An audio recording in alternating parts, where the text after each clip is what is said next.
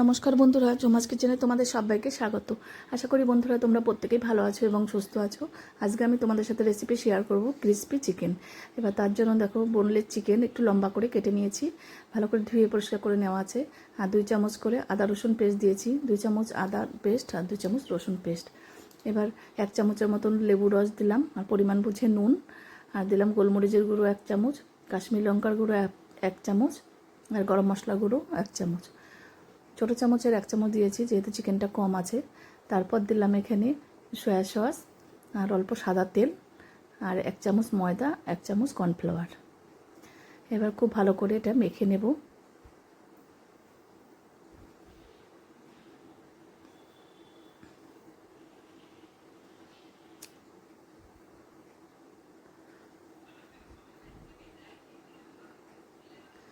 মেখে নেওয়া হয়ে গেছে। এবার এটা আমি 1 ঘন্টা মতন রেস্টে রেখেছিলাম, তাহলে দেখবে চিকেনগুলো খুব সফট হয়ে থাকবে, খুবই সুন্দর হয় খেতে। এবার তেলটা আগের থেকেই সাদা তেল গরম করে নিয়েছিলাম, এবার একটা একটা করে দিয়ে এটা ভেজে নেব। তোমরা যদি সুন্দর সুন্দর রেসিপি পেতে চাও আমার ইউটিউব চ্যানেলটি অবশ্যই সাবস্ক্রাইব করে রেখো, আর যদি ফেসবুক থেকে দেখো পেজটিকে ফলো করো, তাহলে আমি যখনই যা নিত্য নতুন ভিডিও আপলোড করব নোটিফিকেশন তোমাদের কাছে সঙ্গে সঙ্গে পৌঁছে যাবে। এবার একটা টমেটো না, এটা এই পেঁয়াজ আর একটা ক্যাপসিকাম নিয়েছি, একটু লম্বা লম্বা করে কেটে নেব।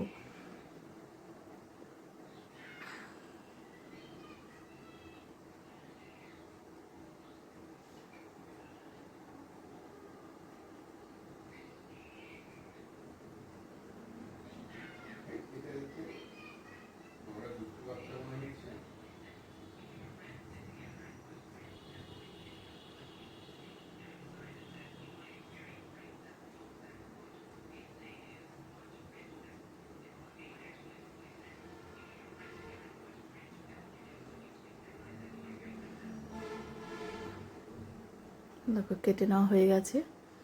এবার এগুলো ভাজা হয়ে গেছে চিকেনগুলো, এবার তুলে নেব।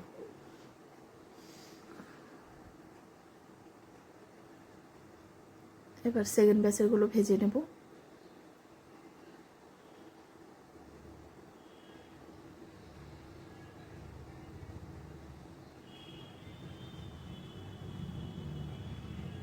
এবার অপর পাশটা উল্টে দিয়ে একটু লাল লাল করে ভেজে নেব। খুব বেশি কিন্তু কড়া করা যাবে না, তাহলে ভালো লাগবে না। এবার এটা ভাজা হয়ে গেছে, তুলে নেব।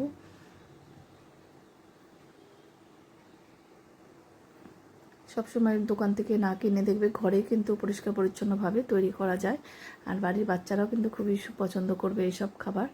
এবার দেখো কিছুটা রসুন কুচনো দিলাম, আর একটু রসুন পেস্ট দিলাম, একটু আদা পেস্ট দিয়ে একটু ভাজা ভাজা করে রসুনটাকে, তারপর এই ক্যাপসিকাম আর পেঁয়াজ দিয়ে আবারও একটু হালকা করে ভেজে নেব। একটু নুন দিয়ে দিলাম।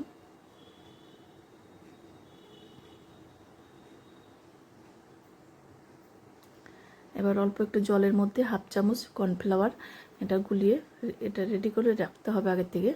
আর দিলাম এখানে একটু সয়া সস আর টমেটো কেচাপ।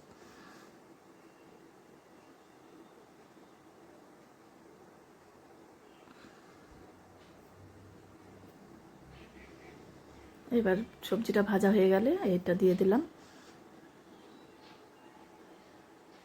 এবার কাশ্মীরি লঙ্কার গুঁড়ো দিলাম একটু কালারের জন্য।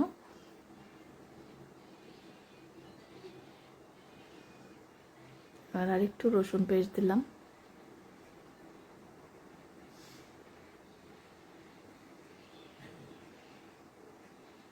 এবার চিকেনগুলো দিয়ে দিলাম। তোমরা চাইলে ঝালটা একটু বেশি দিতে পারো, আমি একটু ঝাল কম দিয়ে করেছি।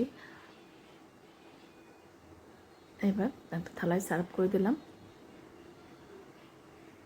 আজকে তাহলে আমি এখানেই রাখছি, এরপরের দিন আবার নতুন কোনো রেসিপি নিয়ে তোমাদের সামনে হাজির হয়ে যাব। তোমরা সবাই সুস্থ থেকো, ভালো থেকো, টাটা বন্ধুরা।